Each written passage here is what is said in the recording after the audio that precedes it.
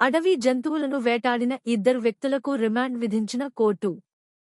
నాగర్ కర్నూలు జిల్లా అమ్రాబాద్ టైగర్ ప్రాంతం పదర మండలం మద్దిమడుగు రేంజ్ పరిధిలోని బాపనపాడు బీట్ ఏరియాలో ఈ నెల 17 అడవి జంతువులైన ఉడుములు వేటాడి పట్టినటువంటి కేసులో 2 వ్యక్తులను అరెస్టు చేసి రిమాండ్కు తరలించినట్లు పదరా అడవిశాఖ రేంజ్ అధికారి మనోహర్ తెలిపారు.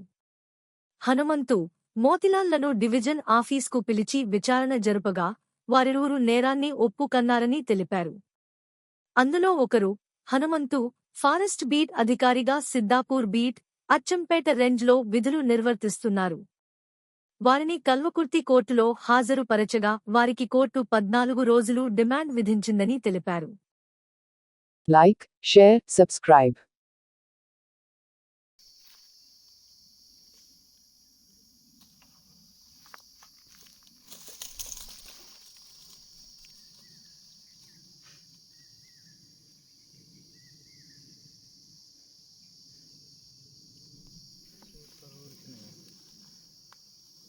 ఒకటే చచ్చిపోయింది, 2 చచ్చినాయి.